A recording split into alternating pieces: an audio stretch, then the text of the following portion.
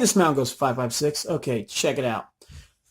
I'm going to go into a subject that I don't think has been shown, and it's not knots. So I know you see the book right there. I'm not going into knots.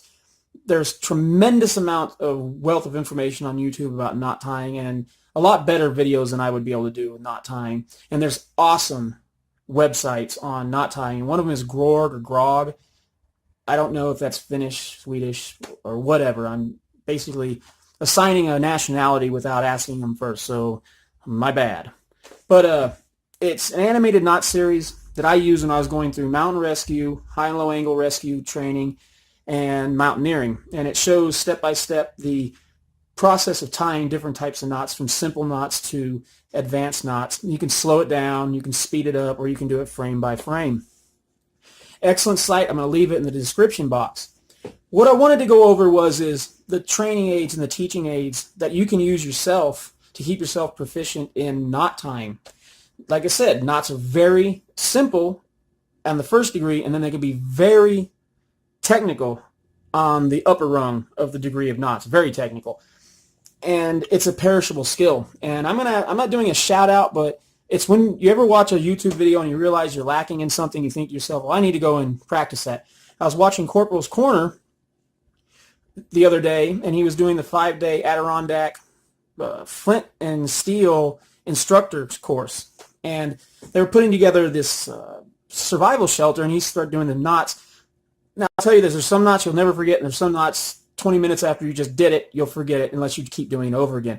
And he showed a couple of knots on there, and there was one system of putting a guy line across so you can fix your tarp that I was improficient. So I got my ropes and my carabiners and then all my stuff and my training aids out of my knot bag, and I started doing the simple ones, and I worked my way up to a few other ones, and I realized, wow, man, thank God I watched that, because now I realized just how inept I was at tying knots from not practicing.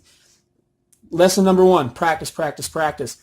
Practice your orienteering, go out there training and shooting if you have the ability to go and shoot, but you can always practice. Once you get the gear, it's free to practice. So I don't think people show the training aids enough. There's so many different aspects to knot tying that just getting on the camera and going, okay,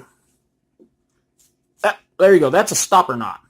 Well, they don't show you what a stopper knot does. And when they don't show you what a stopper knot does, you kind of say, okay, a stopper knot. But once you get training aids and you start doing stuff and you start using these particular types of training aids, you start learning, okay, stopper knot can do this. There's so many different combinations in using knots, especially when you're anchoring and doing rescue or mountaineering or rock climbing, that you use all kinds of different knots to anchor your bomb-proof system.